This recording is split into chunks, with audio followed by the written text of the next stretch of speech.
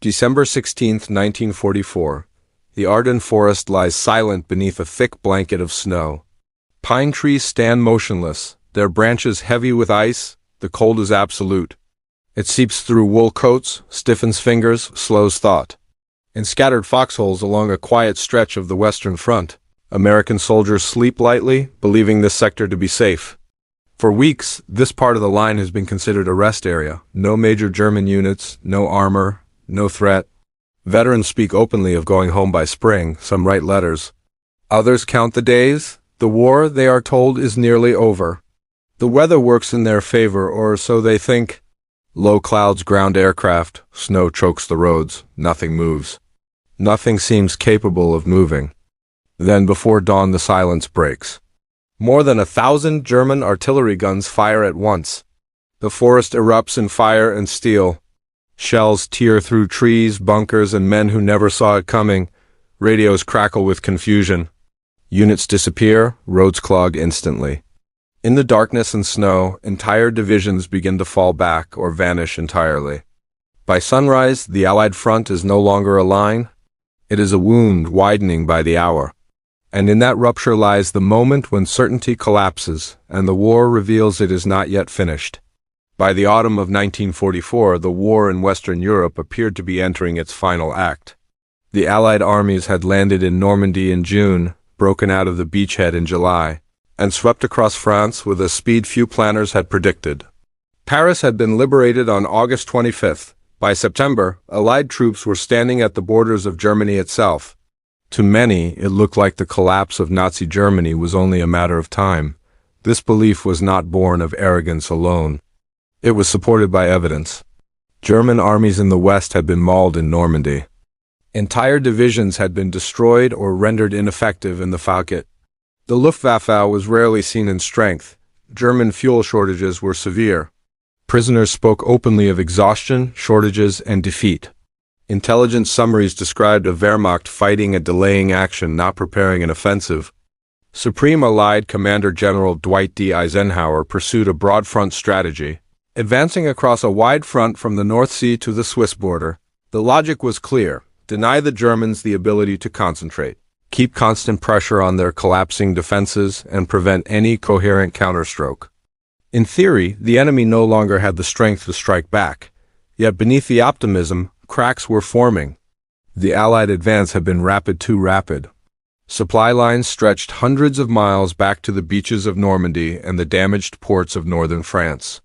Trucks ran continuously, burning fuel almost as fast as it could be delivered. Ammunition and replacement troops lagged behind the front. Units that should have been resting were pushed forward instead. The war was not slowing down. It was outrunning its own logistics.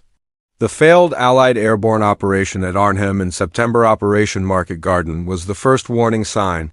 Intended to end the war by Christmas through a bold thrust into the Netherlands, it instead exposed how fragile the Allied position could become when plans overextended reality.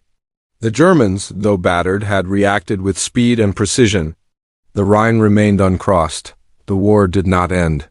Still, the overall narrative remained one of inevitable Allied victory. By November, Allied forces were fighting along the German frontier. American troops pushed into the Hurtgen forest, a dense, brutal terrain that consumed men and material for minimal gain.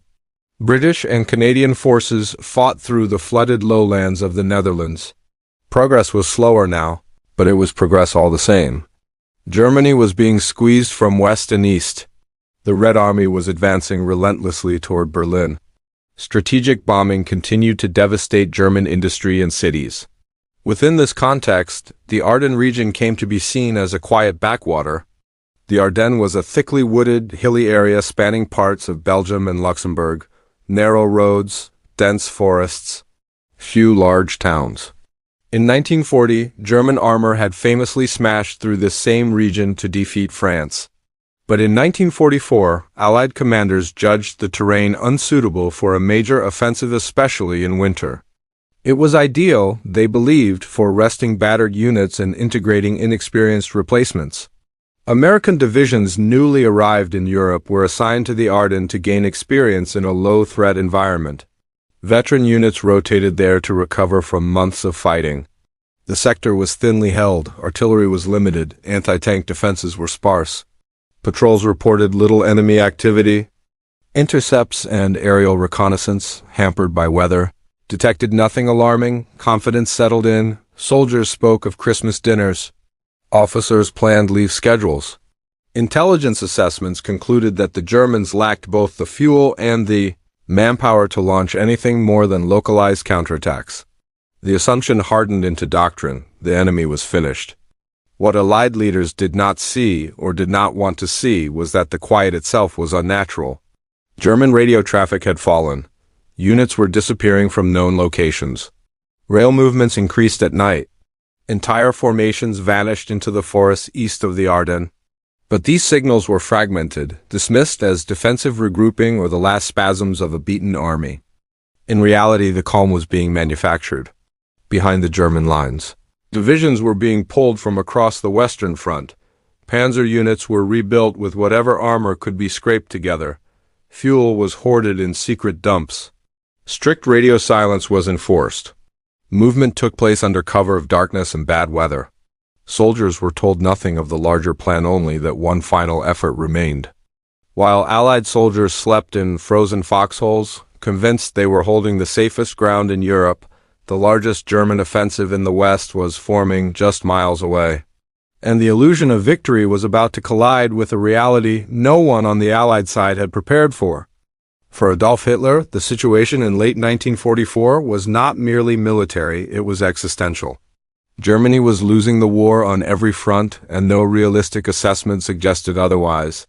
Yet realism had long since ceased to guide German strategy. What remained was belief in willpower, surprise, and the possibility that one decisive blow could unravel the enemy coalition. The Western allies, Hitler believed, were politically fragile. Americans and British, he argued, lacked the resolve for prolonged casualties. If they could be struck hard enough, shocked into disarray, public opinion would fracture. Negotiations might follow. The war in the West could end on German terms, allowing full concentration against the Soviet Union in the East. This conviction gave birth to a plan as ambitious as it was reckless. In September 1944, Hitler ordered preparations for a massive counteroffensive through the Ardennes. The objective was nothing less than Antwerp, the critical port sustaining Allied logistics. By splitting the British and American armies, seizing fuel dumps along the way, and encircling large Allied formations, the offensive aimed to repeat the shock of 1940. The operation was named Unternehmen Wacht am Rhein, Watch on the Rhine. The name itself was deception, suggesting a defensive posture rather than an attack. German generals were skeptical from the beginning. Field Marshal Gerd von Rundstedt and General Walter Model warned that the plan demanded resources Germany no longer possessed. Fuel reserves were dangerously low. Many divisions were under strength. Replacement troops were increasingly young or old, drawn from the edges of society. The Luftwaffe was a shadow of its former self, and the Allies enjoyed overwhelming air superiority when the weather allowed. Hitler dismissed these concerns. He placed his faith in surprise and weather. Winter would ground Allied aircraft. The Ardennes terrain would restrict Allied mobility. American units in the sector were believed to be weak, inexperienced, and complacent. If the offensive moved fast enough, it could seize Allied fuel stocks and sustain itself on captured supplies. To execute the plan, Germany stripped its defenses elsewhere. Elite units were redeployed quietly to the west. The 6th SS Panzer Army, equipped with Germany's remaining heavy armor, was assigned the northern spearhead. The 5th Panzer Army would drive through the center. Infantry armies would secure the flanks. Even a special operations unit commanded by Otto Skorzeny was formed to infiltrate Allied lines in captured American uniforms, spreading confusion at key crossroads. Secrecy became absolute. Orders were delivered by courier. Radio silence was enforced. Troops marched only at night. Tanks were hidden beneath trees and camouflage nets. Soldiers were warned that any hint of the plan leaking would mean its failure and Germany's destruction. Many were told only hours before the attack that they were not defending, but advancing. Fuel was the greatest gamble of all. German planners knew their reserves could not sustain a prolonged operation. The offensive had to capture Allied fuel dumps within days or collapse. Every mile mattered. Every delay was fatal. Meanwhile, Allied intelligence struggled to assemble the fragments it was receiving. Prisoner interrogations produced contradictory information, weather-limited aerial reconnaissance. German deception efforts succeeded in masking the scale of the buildup. What was being prepared was unprecedented in size, but it appeared, from the Allied perspective, as scattered noise rather than a coherent signal. By mid-December, more than 200,000 German troops, hundreds of tanks, and vast artillery formations were concealed in and around the Ardennes. They waited in freezing forests, engines silent, weapons ready. Snow fell steadily, muffling sound and movement alike. At the front, American soldiers saw nothing unusual. Patrols reported minimal contact. The line remained quiet. Too quiet. In the early hours of December 16, 1944, the waiting ended. The German guns were already loaded. Fuses were set. Timetables synchronized down to the minute. In the darkness, officers checked watches by covered lantern light. Men whispered final instructions. No speeches were given. There was no celebration. Only the understanding that this was Germany's last throw of the dice. And when the guns finally fired, the war would erupt back into motion, shattering every assumption the Allies had built about its end. For the soldiers holding the Ardennes, the war in December 1944 was less about strategy than survival. Winter had arrived early and brutally. Temperatures dropped well below freezing. Snow filled boots, soaked socks, and stiffened joints until movement itself became painful. Foxholes collapsed under ice. Weapons jammed. Sleep came in fragments if it came at all. Many of the American units in the sector were inexperienced. Some soldiers had arrived in Europe only weeks earlier. Others were veterans sent to the Ardennes specifically to rest. The quiet front lulled both groups into a dangerous sense of routine. They shared rations, played cards, spoke openly about home. The enemy felt distant, abstract. When the attack came, it arrived without warning and without mercy. Artillery tore through positions that had never been reinforced. Entire platoons were cut off within minutes. Communications failed almost immediately as phone lines were severed and radios destroyed. Men stumbled through forests in the dark. Unsure if they were retreating or advancing into the enemy, orders were unclear, sometimes non-existent. Fear spread faster than information, yet alongside panic came resilience. Small groups formed around non-commissioned officers. Stragglers gathered at road junctions. Isolated units fought on simply because there was nowhere else to go. In villages like Losheim and Clairvaux, American soldiers held out against overwhelming odds, delaying German columns at terrible cost. These moments of resistance were rarely heroic in the traditional sense. They were chaotic, desperate, and often anonymous. But each delay, each hour gained would later matter more than anyone on the ground could have known. The Ardennes forest shaped everything that followed. Dense woods restricted visibility to a few dozen yards. Narrow, twisting roads became lifelines and death traps. Heavy vehicles could not maneuver off-road. Any stalled truck or destroyed tank could block an entire column for hours. For the Germans, the terrain offered concealment. For the Americans, it magnified confusion. German planners exploited this perfectly.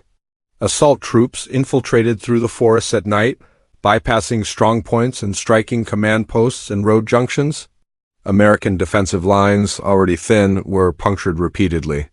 Units found themselves attacked from unexpected directions, often from the rear. The weather compounded the effect. Low clouds and snow grounded Allied aircraft for days. Artillery observation was limited. Reinforcements moved slowly along icy roads under constant threat of ambush. The battlefield became a maze where orientation was lost and certainty vanished. Surprise was total, not because the Germans were invisible, but because the Allies had convinced themselves the attack was impossible. The opening days of the offensive tested leadership at every level. Junior officers were killed or cut off early.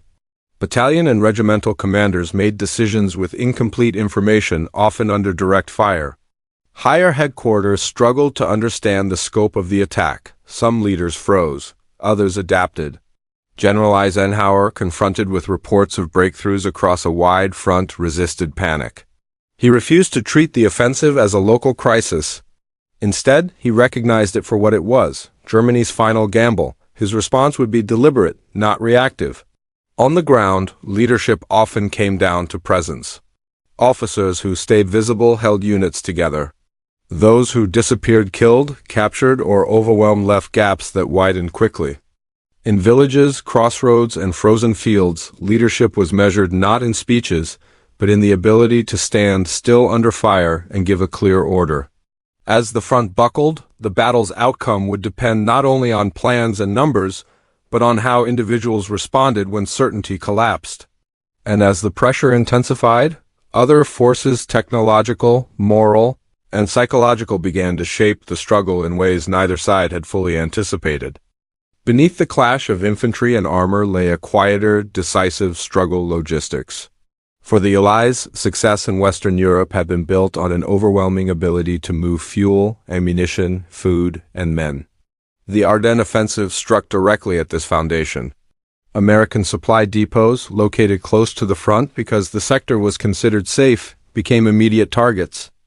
German units advanced with explicit orders to capture fuel intact. Tanks rolled forward on fumes, crews counting miles, not hours. When Allied fuel dumps were overrun, the irony was stark. German panzers advanced using American gasoline. Yet this dependency was also Germany's greatest weakness. Allied logistics, though disrupted, were deep and resilient. Railheads stretched back to the Channel ports. The Red Ball Express, strained but functional, could be redirected. Replacement equipment existed in numbers Germany could no longer match. Even as frontline units struggled, the system behind them adapted. Technologically, the Germans still fielded formidable weapons: Tiger II tanks, assault guns, and experienced artillery crews. But these were expensive, difficult to maintain, and irreplaceable. Each loss carried disproportionate weight.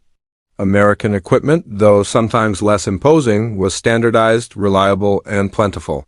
The longer the battle lasted, the more this imbalance would assert itself. For German soldiers, the offensive was a mixture of hope and dread.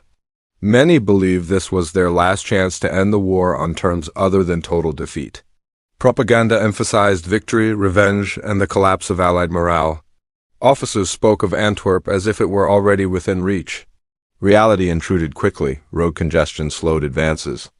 American resistance, especially at key crossroads, proved stubborn. Fuel shortages emerged almost immediately. The cold was just as brutal for German troops, many of whom lacked adequate winter clothing. Casualties mounted. Replacement units did not exist. Some formations advanced rapidly in the first days. Others bogged down almost at once. The plan demanded speed, precision, and coordination, luxuries Germany no longer possessed. When delays occurred, there were no reserves to compensate. The gap between expectation and reality widened with each passing day. The Battle of the Bulge was not only a physical confrontation, but a psychological one. For the Allies, the shock was profound. Confidence gave way to disbelief, then determination. Rumors spread of German infiltrators, of entire divisions destroyed, of roads no longer safe. Trust eroded. Guards challenged anyone with an accent or incorrect slang. Even senior officers were stopped at gunpoint. Yet the shock also hardened resolve. The realization set in that this was the enemy's last effort. If it could be contained, it could be destroyed. Units that survived the initial blow regrouped and counterattacked. Morale, once shaken, began to reform around a new narrative, not of imminent victory, but of necessary endurance. For the Germans, morale moved in the opposite direction. Early success raised hopes that soon collided with immovable realities. As days passed without decisive breakthroughs, belief faltered. Orders became more desperate, losses mounted without replacement. The sense of finality grew heavier. Both sides understood, even if they did not say it aloud, this battle would decide more than ground. And as the offensive reached its peak, all the tension, confusion, and momentum of those early days converged toward a single decisive moment when the outcome of the gamble would finally be revealed.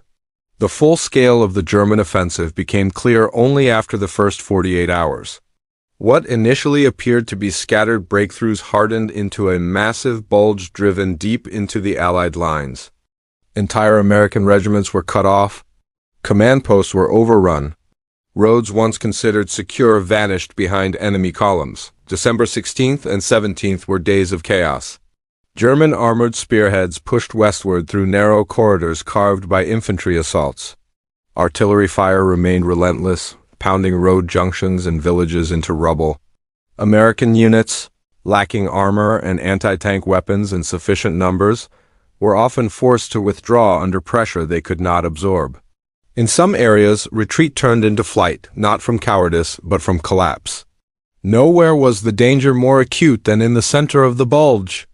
At the crossroads town of Bastogne, 7 major roads converged. Whoever held it controlled movement across a wide swath of the Ardennes.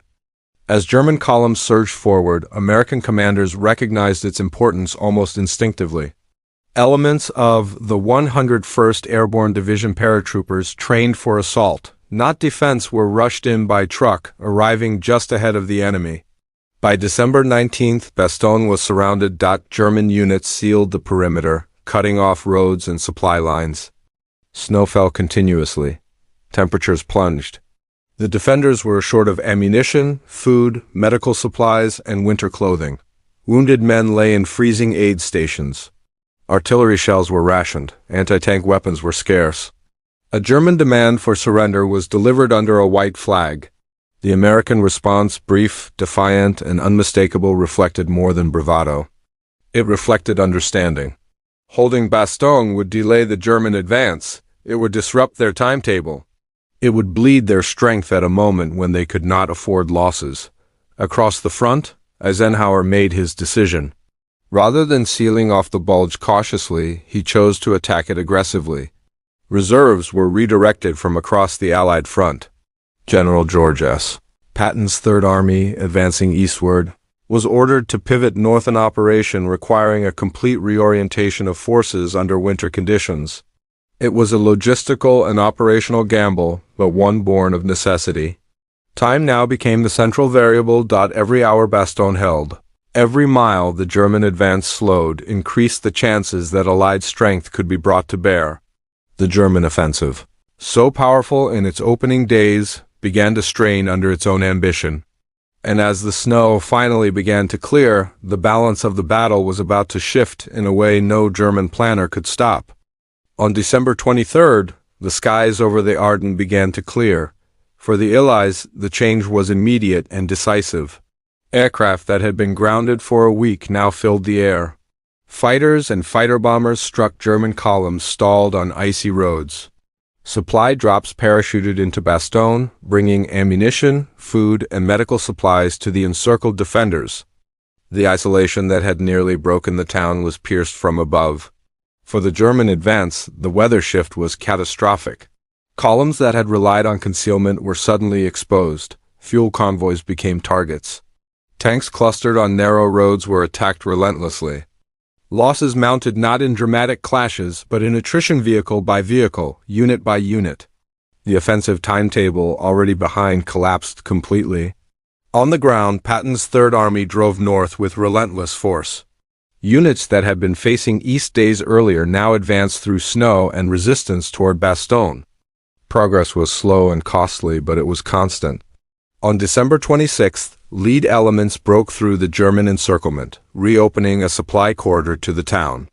The siege was not over, but the turning point had passed. German commanders now faced an impossible equation. Fuel reserves were nearly exhausted. Reinforcements did not exist. Allied pressure increased from north and south, threatening to cut off the very units that had formed the bulge. Orders from Hitler demanded continued advance or rigid defense, forbidding withdrawal even when positions became untenable. The offensive bled itself white. By early January 1945, Allied counterattacks squeezed the bulge from both sides. Ground gained at enormous cost in December was lost mile by mile. German units fought stubbornly, but the momentum was gone. What remained was a fighting retreat, conducted under constant air attack and with dwindling supplies. The last German offensive in the West ended not with a dramatic collapse, but with exhaustion. When the front finally stabilized, it lay close to where it had been before the attack began, except now, Germany's final reserves were gone. The men, Tanks and fuel expended in the Ardennes could not be replaced. The gamble had failed. And with that failure, the war entered its final, irreversible phase. When the fighting in the Ardennes finally subsided in late January 1945, the scale of what had been lost became clear. The battle had not shifted the front in Germany's favor. It had not fractured the Allied coalition. It had not delayed defeat in any meaningful way. Instead, it had consumed what little strength the Third Reich still possessed. Casualty figures told the story with brutal clarity. The United States suffered approximately 75,000 casualties, including more than 19,000 killed, making the Battle of the Bulge the deadliest battle in American history. Entire divisions were shattered. Experienced officers and non-commissioned leadersmen who could not be quickly replaced were lost in the forests and frozen fields of Belgium and Luxembourg. German losses were even more catastrophic. Estimates placed German casualties between 80,000 and 100,000, including irreplaceable veterans, elite panzer crews, and officers trained over years of war.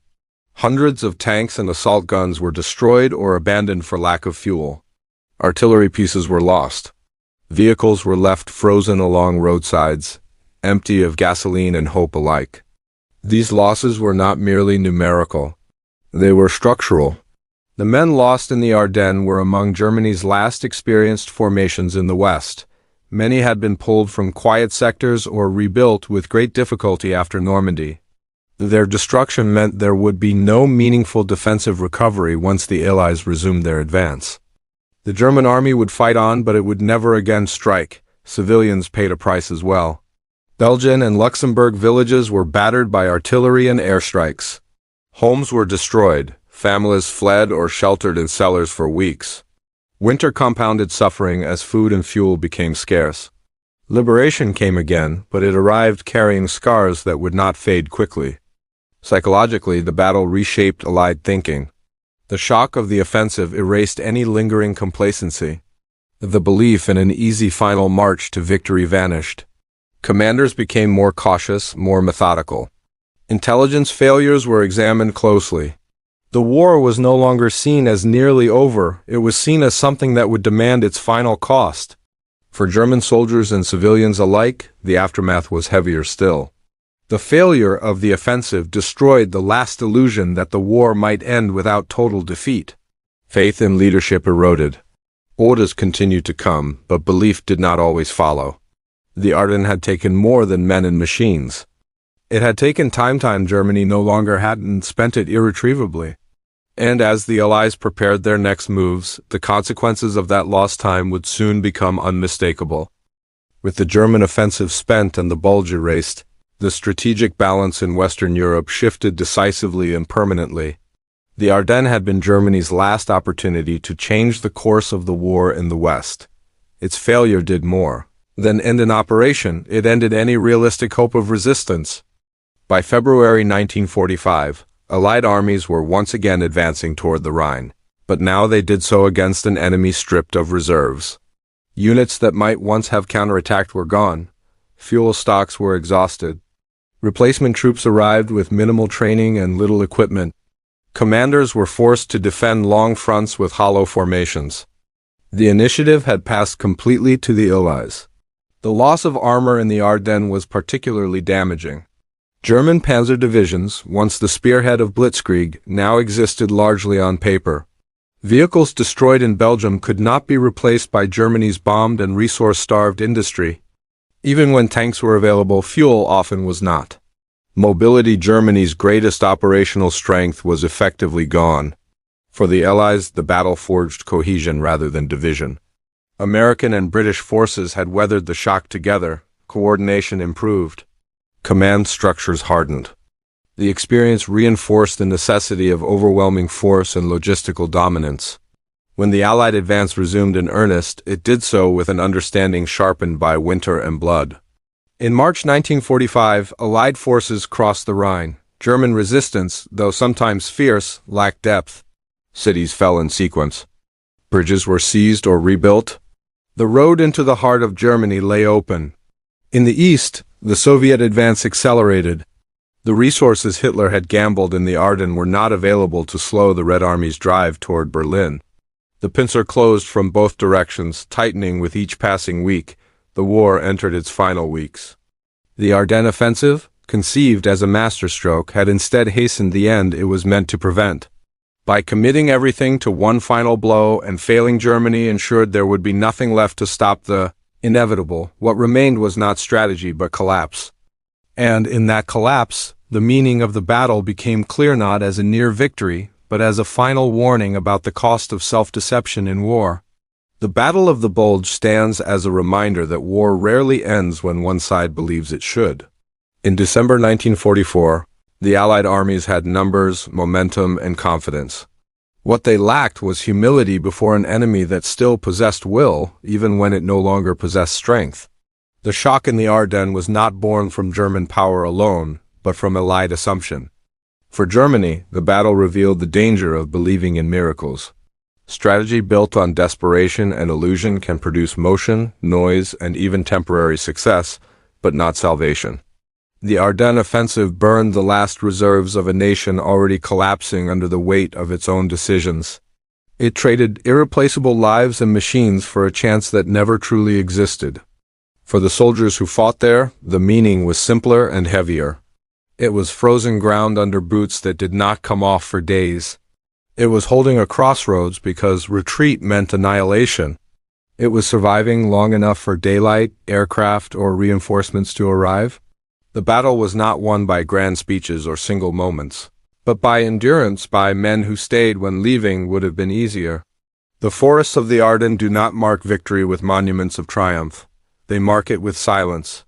Snow melts, trees grow back, roads carry traffic again. Yet beneath that calm lies the memory of a moment when certainty collapsed and the war demanded its final, terrible payment. They thought the war was won. The Ardennes proved it was not. And in doing so, it ensured that when victory finally came, it would be unquestioned and irreversible.